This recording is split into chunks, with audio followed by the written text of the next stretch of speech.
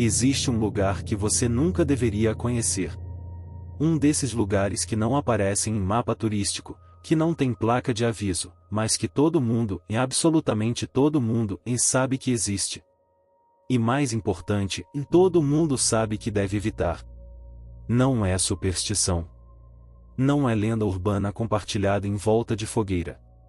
É algo muito mais antigo, muito mais visceral. É o tipo de conhecimento que passa de pai para filho sem precisar de palavras, como se o medo estivesse inscrito no DNA da comunidade. Na Vila Meridiana, esse lugar tem nome. Chamam de Estrada Velha. Mas não se engane. Não é o tipo de perigo que você imagina. Quando você pensa em estrada perigosa, provavelmente visualiza assaltos, sequestros, talvez um acidente brutal que marcou a história local. Coisas ruins, sim, mas coisas que fazem sentido dentro da lógica do mundo real, coisas que a polícia pode investigar, que um repórter pode documentar, que uma ambulância pode socorrer. A Estrada Velha não é assim. O medo que ela desperta é de outra natureza. É o tipo de medo que faz você acelerar o carro mesmo sem saber exatamente por quê. O tipo de medo que faz você desviar 3 quilômetros do seu caminho só para não passar por ali. E o mais curioso, ninguém precisa te explicar o motivo. Você simplesmente sabe. A vila inteira funciona como se houvesse um acordo tácito, não escrito, selado em silêncio. Depois das 22 horas, a Estrada Velha deixa de existir. Não oficialmente, claro. Ela continua lá, no mesmo lugar de sempre, com o mesmo asfalto rachado, as mesmas árvores retorcidas nas laterais, a mesma curva suave que desemboca na encruzilhada. Mas na prática, para os moradores, ela desaparece do mapa mental. Táxis não aceitam corridas que passem por lá. Entregadores negociam rotas alternativas, mesmo que isso signifique atraso. Jovens que voltam de festa, mesmo bêbados, mesmo cansados, escolhem o caminho longo. Sempre. Sem exceção. Você deve estar se perguntando, o que exatamente acontece nessa estrada? E essa é justamente a parte mais perturbadora. Ninguém sabe ao certo. Ou melhor, cada pessoa sabe de um jeito diferente. Dona Teresa, que mora na esquina da praça há 47 anos, jura que ali aconteceu um acidente horrível nos anos 70. Um ônibus escolar derrapou na chuva, capotou 3 vezes, e das 22 crianças dentro do veículo, apenas 2 sobreviveram. Seu João, dono do mercadinho, discorda. Para ele, foi um ritual. Algo envolvendo oferendas e sacrifícios que abriram portais para coisas que não deveriam ter sido convocadas. Já o padre Henrique evita o assunto completamente. Quando alguém menciona a Estrada Velha na missa, ele simplesmente muda de tema ou começa a rezar em voz mais alta. Tragédia. Ritual. Maldição. Acidente. Cada versão tem seus defensores. Mas existe um detalhe, um único detalhe, que todas as histórias compartilham. Um ponto de convergência que ninguém consegue negar, por mais que tente racionalizar. Sempre tem uma menina parada no meio do asfalto. E ela não tem rosto. Agora sim, você sente o arrepio, não sente? Porque isso não é algo que se explica com lógica. Uma menina sem rosto não deveria existir. Não deveria ser possível. E no entanto, dezenas de pessoas, pessoas sensatas, pessoas com emprego fixo, pessoas que pagam impostos e vão à igreja, juram que a viram. Sempre nas mesmas condições. Sempre na encruzilhada. Sempre depois das 22 horas. A encruzilhada em si não tem nada de especial, pelo menos não à primeira vista. É apenas um cruzamento simples, onde 2 estradas secundárias se encontram formando um X imperfeito. Não há comércio por perto. Não há casas. Não há motivo lógico para alguém estar ali parado no meio da noite. E ainda assim, ela está. Sempre está. Mas vamos falar sobre os detalhes que realmente importam. 3 postes de iluminação cercam a encruzilhada, formando um triângulo irregular. Ou melhor, cercavam. Porque todos os 3 estão queimados. Não é aquela queima normal de lâmpada fundida. É queima literal. Os postes estão chamuscados, com marcas de fogo subindo pelo metal, como se alguém tivesse usado um maçarico industrial neles. A fiação está derretida, pendente como tripas expostas. A tinta amarela da estrutura está descascada, revelando ferrugem que sangra em linhas verticais sempre que chove. A prefeitura já tentou consertar 7 vezes, segundo os registros oficiais. 14 vezes, segundo os eletricistas que trabalham na região. Eles instalam postes novos, puxam fiação nova, testam o sistema. Funciona perfeitamente durante o dia. Mas assim que escurece, algo acontece. Os postes queimam novamente. Sempre da mesma forma. Sempre com aquele padrão de chamuscado subindo em espiral, como se o fogo tivesse consciência própria. Eventualmente, a prefeitura desistiu. Deixou os postes queimados lá, como monumentos a algo que ninguém quer nomear. Mas o detalhe mais perturbador não são os postes. É o sinal de trânsito. Fica bem no centro da encruzilhada, um semáforo simples de 3 tempos. Vermelho, amarelo, verde. Básico. Funcional. Exceto que não deveria funcionar de jeito nenhum. A energia elétrica para aquela área foi cortada há mais de 10 anos. Os cabos foram fisicamente removidos. Não há fonte de energia. Não há bateria. Não há painel solar. Nada. E ainda assim, o sinal pisca. Pisca vermelho. Sempre vermelho. Nunca amarelo. Nunca verde.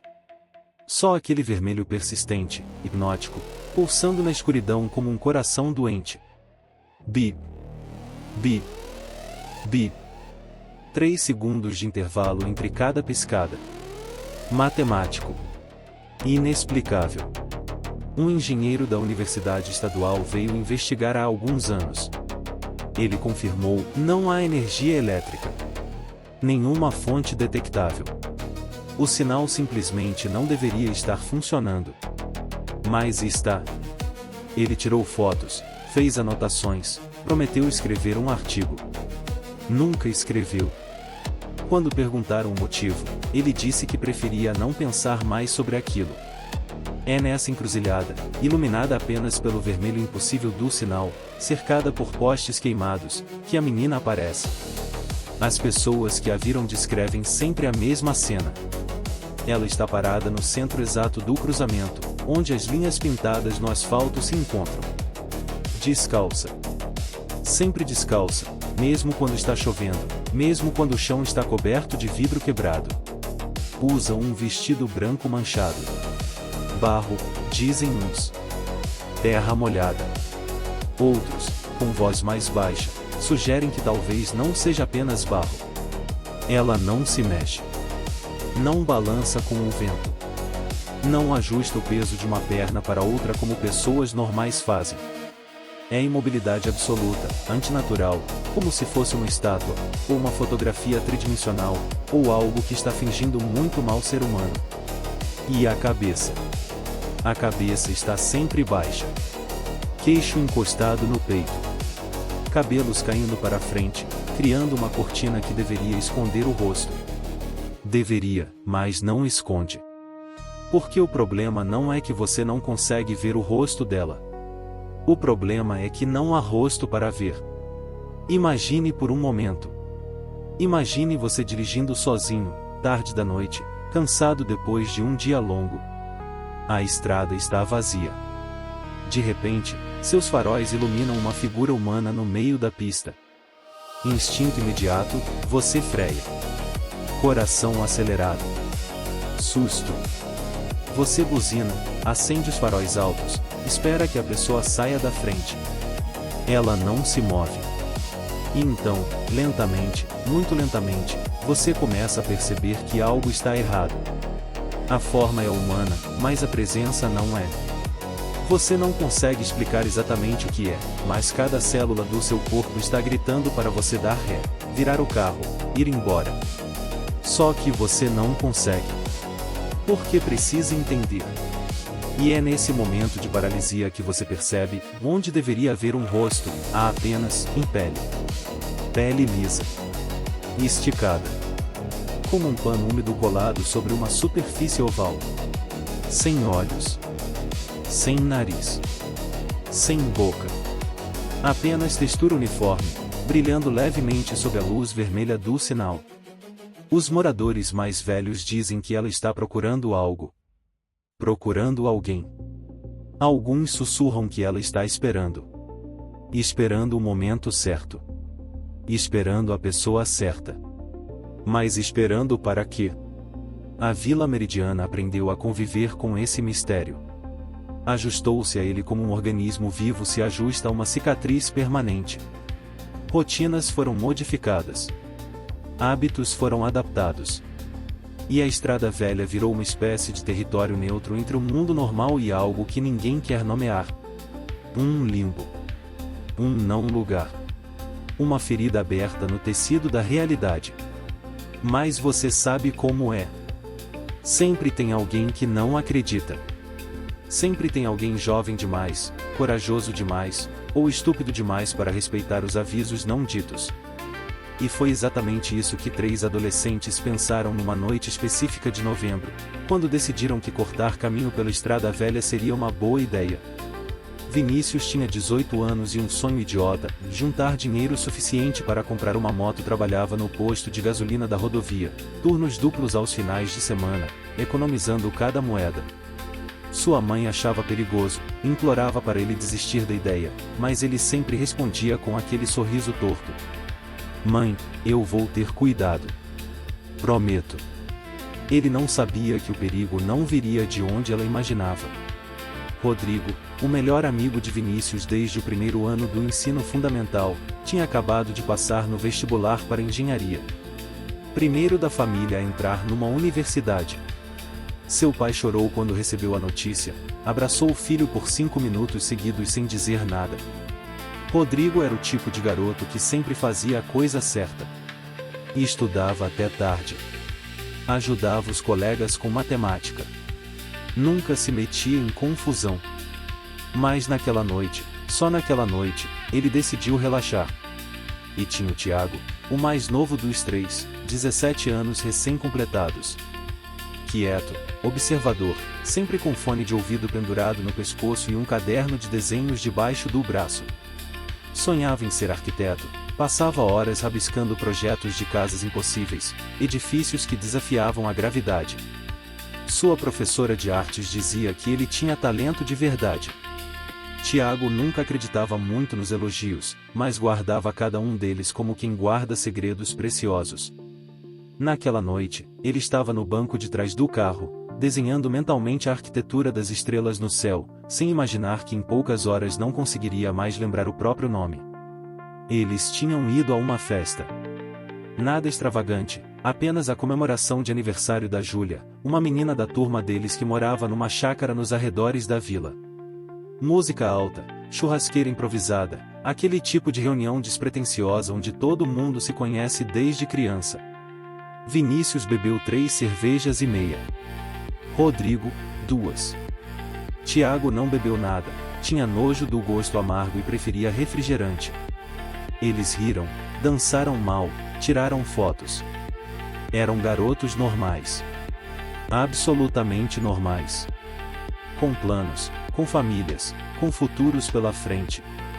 Por volta das 23h40, decidiram ir embora. Vinícius ofereceu carona. O carro era do pai dele, um Gol Prata 97, com rádio velho que chiava nas estações de FM e banco de motorista com um rasgo mal costurado. Rodrigo foi no banco do passageiro, Tiago atrás. Colocaram música, volume médio para não incomodar as casas por onde passavam. E foi nesse momento que Rodrigo disse algo que mudaria tudo. Cara, vamos pela Estrada Velha. É mais rápido. Vinícius olhou para ele como se tivesse sugerido invadir uma delegacia. Você tá maluco? Aquela estrada não, mano. Por quê? Você acredita nessas histórias? Não é questão de acreditar. É que, e sei lá, todo mundo evita. Rodrigo riu. Não foi uma risada maldosa, mas aquela risada de quem se acha mais esperto, mais racional. Todo mundo evita porque todo mundo tem medo de fantasma. A gente já não tá meio grande pra isso? Tiago, do banco de trás, tentou intervir. Eu prefiro ir pelo caminho normal, sinceramente. Mas Rodrigo já estava animado com a ideia. Olha só. Quantas vezes a gente ouviu história da Estrada Velha? Umas 100. 200. E quantas vezes a gente conheceu alguém que de fato viu alguma coisa? Nenhuma. É sempre o primo do amigo do vizinho. Vinícius hesitou. Mãos no volante, motor ligado, aquele momento de decisão que parece pequeno mas carrega um peso desproporcional. Ele podia sentir que era errado. Não logicamente, mas visceralmente. Só que ele estava cansado, levemente tonto da cerveja, e não queria parecer covarde. 20 minutos mais rápido, Rodrigo insistiu. E foi assim, por 20 minutos de economia, por orgulho masculino adolescente, por aquela estupidez específica de quem tem 18 anos e acha que é imortal, que Vinícius virou o volante e pegou o caminho proibido. No começo, não havia nada de anormal. A estrada velha era apenas isso, velha. Asfalto cheio de buracos, mato crescendo pelas laterais, ausência completa de iluminação pública. O rádio começou a chiar mais. Vinícius diminuiu o volume. De repente, o silêncio dentro do carro ficou mais pesado do que deveria. Tá vendo? Rodrigo disse, mas sua voz saiu menos confiante do que ele pretendia. Não tem nada.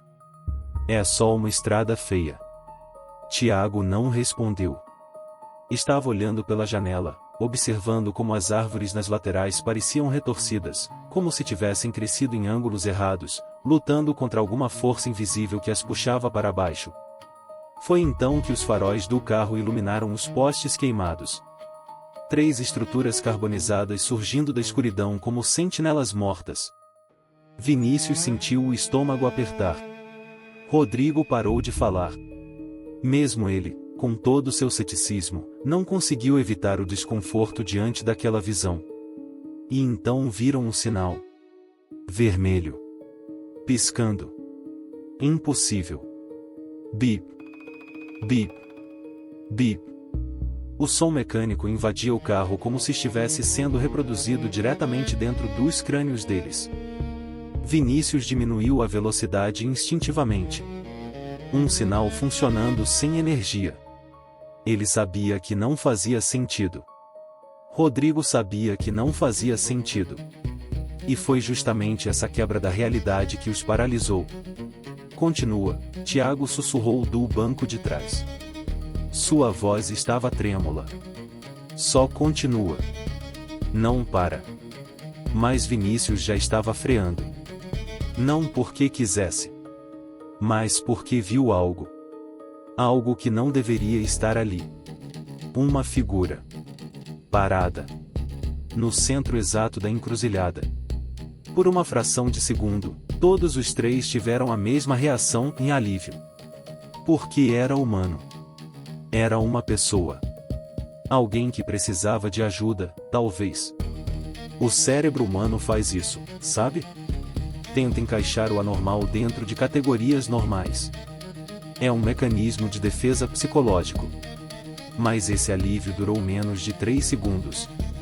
Porque quando os faróis iluminaram a figura completamente, quando a luz amarelada do carro se misturou com o vermelho pulsante do sinal impossível, criando aquela tonalidade alaranjada doentia, eles viram os detalhes. Menina. Descalça. Vestido branco sujo de algo escuro que podia ser barro ou podia ser outra coisa. Cabeça baixa. Cabelos longos caindo para frente. Imóvel. Completamente imóvel. Nem o vento que balançava as árvores ao redor movia os cabelos dela. Vinícius buzinou. Um toque curto. Educado. Nada. Buzinou de novo. Mais longo. Mais insistente. Nada. Vai ter que desviar dela, Rodrigo disse, mas sua voz estava estranha. Rouca. Vinícius tentou. Virou o volante para a esquerda, pretendendo contornar a figura. Mas algo o impediu. Não fisicamente. Era algo psicológico, uma compulsão invisível, uma necessidade inexplicável de entender o que estava vendo. E foi nesse momento de paralisia que a menina levantou a cabeça. Lentamente. Tão lentamente que parecia estar se movendo em câmera lenta. Os cabelos escorregaram para os lados. E onde deveria haver um rosto, onde deveria haver olhos curiosos de criança, boca perguntando se precisava de ajuda, havia apenas pele. Não é possível descrever adequadamente essa visão para quem não a viu. As palavras são insuficientes. Imagine um balão de festa branco, daqueles de látex, levemente inflado. Imagine que alguém desenhou de leve as ondulações onde deveriam estar as feições e uma leve depressão para os olhos, um pequeno volume para o nariz, uma linha horizontal para a boca. Mas nunca terminou o trabalho. Apenas deixou as sugestões de um rosto que poderia existir, mas escolheu não existir. E a pele se movia. Não externamente, mas por baixo. Como se houvesse músculos tentando se contrair, tentando formar expressões, tentando criar um rosto que não estava lá. A superfície lisa ondulava, esticava, afundava levemente em pontos aleatórios. Rodrigo vomitou. Simplesmente abriu a porta e vomitou na estrada, violentamente. Não foi nojo. Foi rejeição biológica. O cérebro dele simplesmente não conseguiu processar aquela imagem. Vinícius não conseguia se mexer. Mãos congeladas no volante. Olhos arregalados. Respiração presa em algum lugar entre os pulmões e a garganta. E Tiago, no banco de trás, começou a chorar. Não um choro alto, dramático. Mas aquele choro silencioso de puro terror. A menina deu um passo. Não andou. Deslizou. O pé descalço não dobrou no tornozelo, não empurrou contra o chão. Simplesmente surgiu alguns centímetros mais à frente. Outro passo. Mais perto. E foi então que eles ouviram. Um sussurro. Não vinha de fora. Vinha de dentro do carro. Ou de dentro das cabeças deles. Uma voz que era e não era voz, que tinha textura de pele rasgando, de carne molhada se esfregando. Quem eu sou? Rodrigo finalmente conseguiu falar. Uma única palavra. Rouca. Desesperada. Vinícius. Arranca. Arranca essa porra agora. Mas Vinícius tentou e o motor engasgou. Tossiu. Morreu. O silêncio que se seguiu foi pior do que qualquer som. Porque agora só havia o bip do sinal impossível, a respiração ofegante dos três, e os passos deslizantes da menina se aproximando. A mão dela, ilisa, sem impressões digitais, se apoiou no capô do carro. E mesmo através do metal, todos sentiram um frio. Um frio que não era temperatura. Era ausência. A face sem rosto se inclinou, chegando mais perto do para-brisa. A pele começou a se esticar de forma mais agressiva, como se algo estivesse empurrando por dentro, tentando perfurar, tentando sair. E a voz veio novamente, mais alta, mais urgente. Me dá um rosto. Tiago desmaiou. Simplesmente desligou, o cérebro escolhendo inconsciência como resposta. E naquele momento, o motor finalmente pegou. Vinícius pisou no acelerador com tanta força que o carro deu um tranco para frente. As mãos lisas da menina escorregaram do capô. Por um segundo, apenas um segundo, eles acharam que tinha acabado. Mas quando Rodrigo olhou pelo retrovisor lateral, ela estava lá. Correndo ao lado do carro. Não. Flutuando. Acompanhando o veículo que já estava a 60 km por hora, sem esforço aparente, sem movimento de pernas, apenas deslizando ao lado da janela. E a boca que não existia se abriu numa fenda horizontal na pele, e de lá saiu não um sussurro, mas um grito que parecia vir de múltiplas gargantas ao mesmo tempo. Me dá um rosto. O velocímetro marcava 80. 90. 100. E ela continuava ali, ao lado, sem esforço, sem cansaço. E de repente, como se tivesse atingido algum limite invisível, ela parou.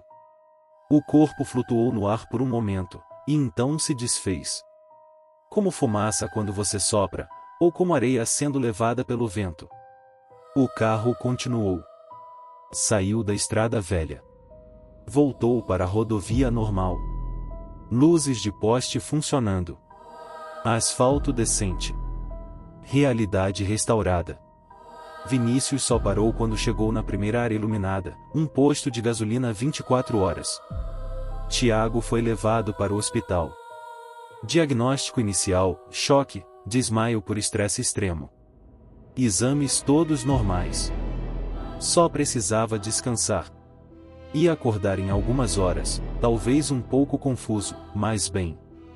Só que quando acordou 2 dias depois, ele olhou para a mãe que estava chorando ao lado da cama e perguntou, com voz estranhamente plana: "Quem é você?" E ela riu, nervosa, achando que era piada de mau gosto. "Para com isso, Tiago." Mas ele não estava brincando. Olhava para ela como se olhasse para uma completa estranha. Quando trouxeram um espelho e ele viu o próprio reflexo, não houve reconhecimento nenhum. Os médicos chamaram de amnésia dissociativa. Trauma severo causando perda temporária de identidade. Iam fazer mais exames. Ia melhorar com o tempo. Mas você e eu sabemos que não era amnésia. Algo foi tirado dele naquela encruzilhada. Algo que não aparece em ressonância magnética. Algo que os médicos nunca vão encontrar porque não sabem que existem coisas no mundo que a ciência ainda não tem instrumentos para medir. O Hospital Municipal São Vicente funciona há 42 anos. Foi lá que colocaram Tiago. Quarto 317. Nos primeiros 3 dias após acordar, Tiago não falou quase nada. Respondia perguntas com monossílabos. Sua voz tinha aquela qualidade estranha, plana. O Dr. Mendes pediu todos os exames imagináveis. Todos voltaram normais. Anatomicamente, o cérebro de Tiago estava perfeito. Mas havia um padrão nas ondas cerebrais que ele nunca tinha visto antes. Uma regularidade excessiva. Como se alguém tivesse organizado as ondas naturais do cérebro. A psiquiatra trouxe objetos pessoais de Tiago. O caderno de desenhos. Mostrou para ele. Você se lembra de ter feito isso? Tiago pegou o caderno, examinou o desenho. Não. É bonito. Quem quer que tenha desenhado tinha talento. Quem quer que tenha desenhado. Como se ele mesmo fosse apenas outro observador. E havia outro detalhe, e Tiago evitava espelhos. Não de forma óbvia. Era mais sutil. Quando havia um espelho no ambiente, ele simplesmente ajustava o corpo de forma que seu reflexo ficasse fora do campo de visão. Vinícius e Rodrigo visitaram no 5º dia. E aí, mano, como você tá? Tiago olhou para eles com aquela educação distante. Bem, obrigado. E vocês? Não havia reconhecimento. Nenhum calor. Era como se ele estivesse falando com visitantes obrigatórios. Rodrigo sentou na cadeira. Cara, você lembra da gente? A gente estava no carro com você naquela noite. Algo mudou no rosto de Tiago. O carro. A menina. O quarto ficou silencioso. Você lembra dela? Rodrigo sussurrou. Tiago olhou para a janela. Não lembro de ver ela. Mas lembro de sentir. Lembro que estava muito frio. E lembro de uma pergunta. Ela queria saber quem ela era. Mas acho que ela descobriu sozinha. E foi naquela mesma noite, às 3h17 da madrugada, que a enfermeira Carla Santos passou pelo quarto 317. Quando olhou pela fresta, congelou. Tiago estava em pé ao lado da cama. De costas para a porta. Completamente imóvel. Não era a imobilidade de alguém simplesmente parado. Era a imobilidade de estátua. E no canto do quarto havia uma sombra que não deveria estar ali. Sombra com formato vagamente humano. Vagamente feminino. Com algo branco que poderia ser vestido. E então Tiago começou a falar. Não para ela. Estava falando para a sombra no canto. Eu não sei como responder. Não sei quem eu sou. Você levou isso, não levou? Silêncio.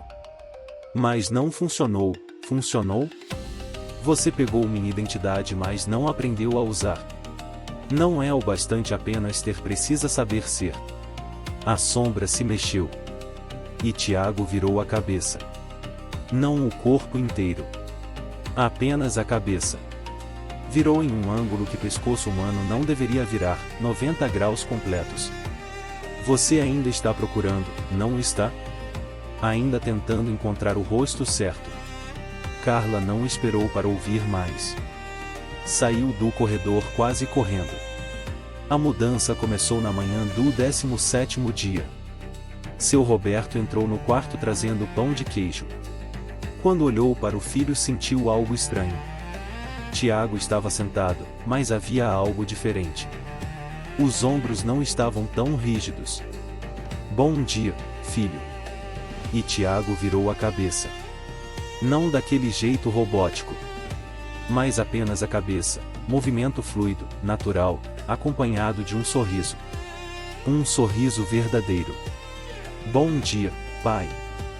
Você trouxe pão de queijo. E então Tiago fez algo que não tinha feito em 17 dias, estendeu a mão, pegou um pão, mordeu, e fechou os olhos. Ainda quente. Seu Roberto começou a chorar. Porque aquele era o sorriso do filho dele. Tiago colocou a mão no ombro do pai. Tá tudo bem, pai. Eu tô aqui. Dona Cláudia chegou 20 minutos depois, e quando entrou no quarto quase desmaiou. Porque Tiago a abraçou. A abraçou de verdade. Mãe, desculpa ter demorado tanto. Doutor Mendes foi chamado imediatamente. Quando começou o exame neurológico, ficou cada vez mais perplexo. Cada resposta veio instantaneamente. Sem hesitação. Era como se a informação nunca tivesse sido perdida. Mas havia algo. As memórias estavam todas corretas, mas a forma como eram contadas tinha qualidade estranha. Como ator excelente interpretando o papel tecnicamente perfeito. Mas faltava aquela imperfeição orgânica de memória genuína. Era preciso demais. Doutor Mendes quis manter Tiago internado por mais tempo.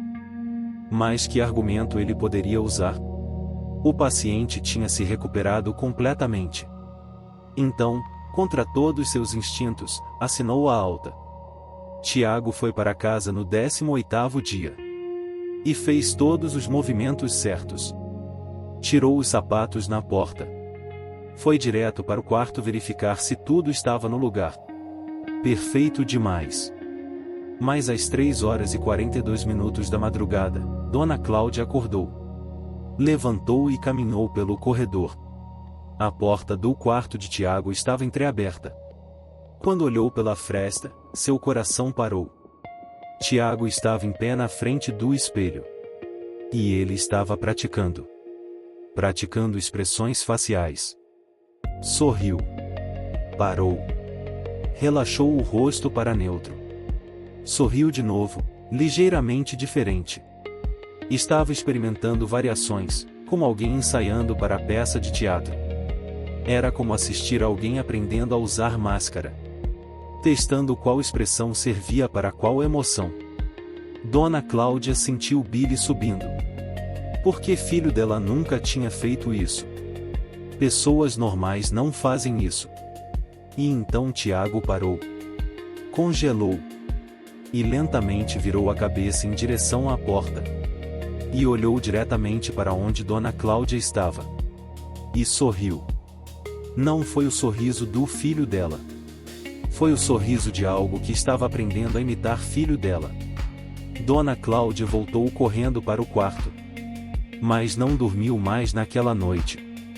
Ficou deitada no escuro enquanto uma verdade horrível se solidificava: seu filho não tinha voltado. Algo tinha tomado o lugar dele. Na manhã seguinte, ela não contou para o marido. Então fingiu normalidade. Mas observava, procurando falhas. E encontrou pequenas coisas. Tiago pegou caneca de café com a mão direita. Ele sempre usava a esquerda. A primeira vez que Tiago percebeu que não estava mais no controle foi no 28º dia. Ele pensou: preciso beber água. Mas seu corpo não obedeceu. Em vez disso, caminhou até a geladeira, pegou o suco e bebeu. Tudo sem que ele tivesse comandado. Foi como assistir filme em primeira pessoa. Ver através dos próprios olhos, mas sem poder influenciar o que acontecia. No começo, ele entrou em pânico. Tentou gritar, mas a boca não abriu.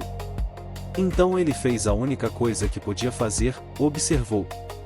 E a parte mais aterrorizante era sentir suas próprias memórias sendo acessadas sem permissão. Toda vez que alguém fazia pergunta sobre seu passado, ele sentia ela mergulhando em suas lembranças, pegando a informação, usando-a. E cada vez que ela fazia isso, a memória ficava um pouco mais embaçada para ele. Mas havia momentos quando ela relaxava a vigilância. Geralmente de madrugada. Nesses momentos, ele conseguia mexer o dedo mindinho. Apenas isso. Mas era a prova de que ele ainda existia. E foi numa dessas madrugadas, no 32º dia, que ela começou a falar com ele. Você ainda está aí, não está? Consigo sentir você lutando. Tiago não podia responder verbalmente. Mas pensou: por quê? E ela respondeu diretamente na mente dele: porque preciso aprender. Preciso entender o que significa ser. Você não entende o que é não ter forma. Não ter identidade. Existir apenas como pergunta sem resposta. Você pode aprender sem me destruir. Não posso. Já tentei antes. Observar de fora não é suficiente. O único jeito de entender é ser. E o único jeito de ser é tomar emprestado. Mas quando eu tomo emprestado, o dono original começa a desaparecer. Dois não podem existir no mesmo espaço. Uma precisa ceder. E você está cedendo. Não vou deixar. Não é escolha. É inevitável. Cada dia que passa, você fica um pouco mais fraco. Eu fico um pouco mais forte. Quantos você já fez isso? Silêncio. E então, e muitos. Durante muito tempo. Décadas, talvez. E cada pessoa que me vê, deixa uma parte comigo. O que eu tenho? Identidade forte. Senso de self bem definido. Você sempre soube quem era. Eu nunca tive isso. Então quando encontro alguém que tem, não consigo resistir. Mas eu vou morrer. Não. Você vai se tornar parte de mim. Suas memórias, suas experiências, tudo isso vai continuar. Só que através de mim. Não é a mesma coisa. Eu sei. E sinto muito. Se houvesse outro jeito, mas não há. E foi nesse momento que Tiago tomou decisão. Ele não ia simplesmente desaparecer. Se ela queria sua identidade, ia ter que lutar por cada fragmento. Então ele resistiu ativamente. Quando ela tentou acessar memória, ele escondeu. Quando ela tentou usar sua caligrafia, ele inseriu tremor. Quando ela tentou sorrir para a mãe, ele atrasou a resposta. Ele estava deixando sinais. Migalhas de pão. Esperando que alguém as seguisse. E no 35º dia, alguém seguiu. Vinícius chegou de manhã, sem avisar. Foi direto ao quarto de Tiago. Posso falar com você um minuto? Vinícius sentou na cama. Ficou em silêncio, apenas observando. Você não é o Tiago. Não foi pergunta. Foi afirmação. Eu vi você comendo ontem. Você mastigou 23 vezes antes de engolir. Sempre 23. Tiago nunca fazia isso. E você segurou o garfo diferente. E piscou em intervalo regular. Pessoas não fazem isso. Vinícius se inclinou para a frente. Cadê meu amigo? O que você fez com ele? E foi nesse momento que Tiago, o verdadeiro Tiago, reuniu cada grama de força que tinha. E conseguiu mover a boca. Apenas alguns milímetros. Apenas por 2 segundos. Socorro! Vinícius ficou branco. Porque a voz tinha sido diferente. Mais fraca, mais desesperada. Tiago? Você tá aí. Ainda tá aí dentro. O corpo não respondeu. Mas os olhos por um segundo mostraram terror absoluto. Eu vou te tirar daí. Não sei como, mas vou. E quando levantou para sair, ouviu o sussurro: não sou só eu. Tem outros. Na vila. Pessoas que você conhece. Ela não foi apenas uma vez. Ela volta sempre. Vinícius congelou. Quantos? Não sei. Mas quando você olhar para alguém que você conhece a vida inteira e sentir que tem algo errado, e talvez eles estejam tentando te avisar também. Vinícius saiu da casa, mas não foi para casa. Foi para a estrada velha. Tarde. 4 horas da tarde. Ainda tinha sol. Ainda era seguro. Teoricamente. Dirigiu até a encruzilhada. Parou o carro. Saiu. Caminhou até o centro do cruzamento. Eu sei que você tá me ouvindo. Eu sei o que você tá fazendo. Nada. Devolve ele. Devolve o Tiago. E então sentiu. Temperatura caiu 10 graus. O vento parou. E viu sombra onde não deveria ter sombra. Ela não apareceu fisicamente. Mas ele ouviu a voz. Não com ouvidos. Com algo mais profundo. Você não entende o que está pedindo. Ele está mais seguro comigo do que jamais esteve no mundo. Dentro de mim, ele nunca vai sentir dor. Nunca vai envelhecer. Nunca vai morrer. Ele não quer isso. Ele quer a vida dele. A vida termina. Tudo termina. Mas dentro de mim, ele é eterno. Você tá matando ele. Estou transformando. É diferente. Vinícius sentiu lágrimas. Por favor. Eu tô implorando. Deixa ele ir. Silêncio. E então, por que você se importa tanto? Porque é meu amigo. Porque crescemos juntos. Porque ele é parte de quem eu sou. Então você entende. Você acabou de descrever exatamente o que sou. Eu sou todas as pessoas que absorvi. Elas são parte de quem eu sou. Se eu devolvesse ele, perderia parte de mim. Só me diz uma coisa. Ele ainda sabe quem ele é? Pausa. Por enquanto. Mas não por muito mais tempo. Talvez mais uma semana. E então não haverá mais distinção. E se eu te destruir? Ele volta? Não sei. Nunca fui destruída. Mas suspeito que se eu deixar de existir, todos que absorvi deixarão também. As informações não voltam. Apenas desaparecem.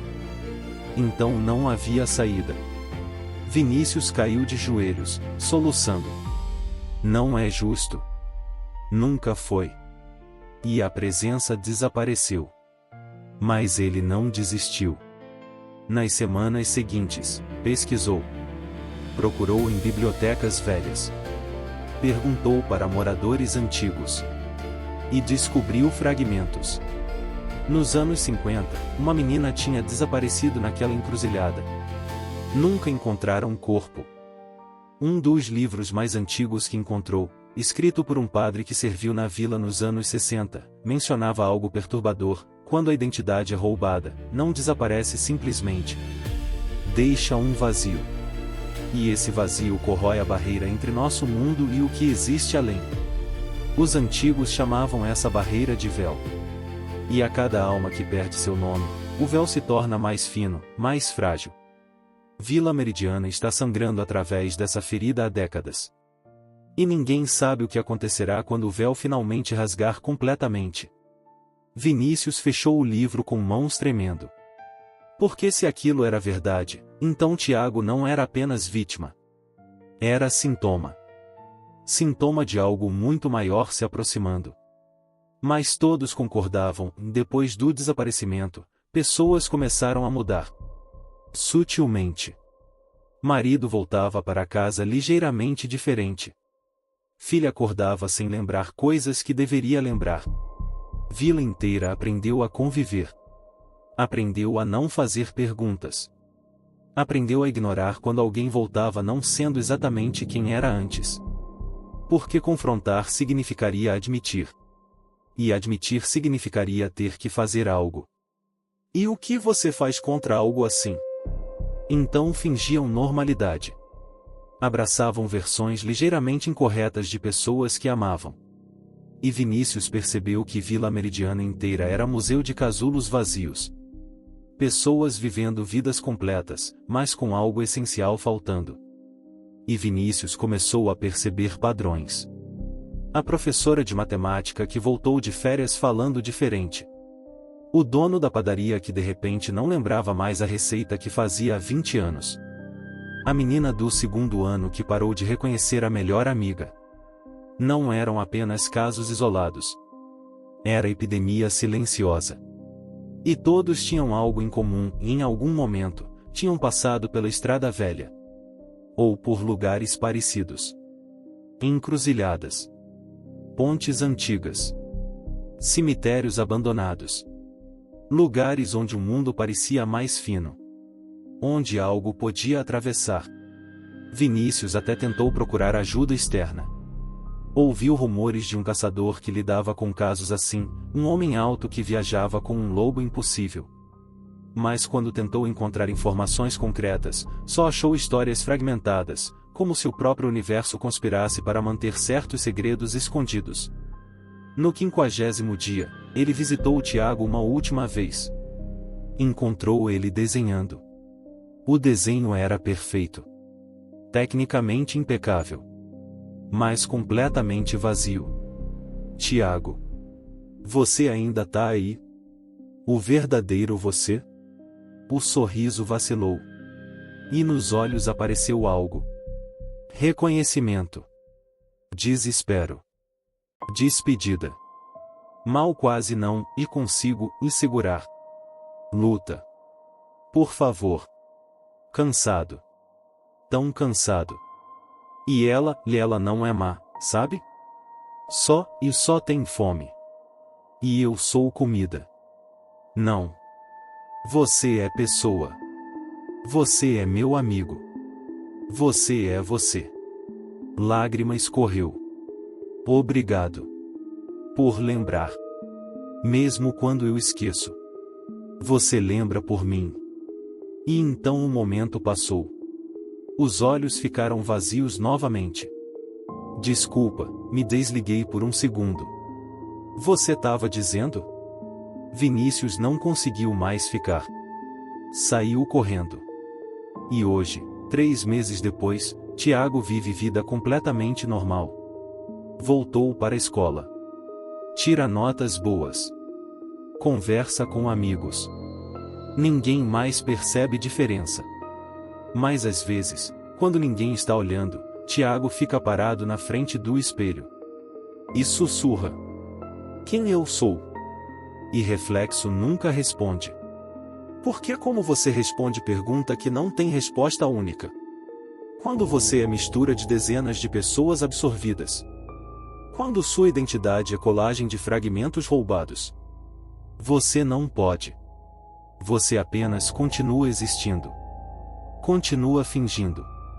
Continua procurando eternamente por algo que nunca teve, um rosto que seja verdadeiramente seu. E em noites calmas, se você for corajoso ou estúpido o suficiente para passar pela estrada velha depois das 22 horas, vai ver ela ainda lá. Menina descalça. Vestido branco. Sem rosto. Ainda esperando. Ainda perguntando. Ainda com fome. Porque fome de identidade nunca é saciada. Quanto mais você consome, mais percebe que nunca será suficiente. Então aqui está a minha pergunta final: você tem certeza de que é você? Certeza absoluta? Porque quando foi a última vez que parou para verificar? Quando foi a última vez que olhou no espelho e reconheceu completamente quem estava olhando de volta? E se amanhã você acordasse ligeiramente diferente, tão ligeiramente que nem você mesmo notasse, como saberia? Pense nisso da próxima vez que passar por uma encruzilhada vazia à noite. Pense nisso quando sentir aquele frio inexplicável. Pense nisso quando olhar no espelho e, por uma fração de segundo, não reconhecer o reflexo. Porque talvez você não seja mais completamente você. Talvez ela já tenha passado por você. Talvez já tenha tomado um pedacinho. Tão pequeno que você nem notou. E quando esse dia chegar, você vai lembrar dessa história. Vai lembrar da menina na encruzilhada. Vai lembrar de Tiago. E vai se perguntar: será que aconteceu comigo também? Deixe a sua resposta aqui embaixo nos comentários, se ainda souber quem é você o bastante para responder.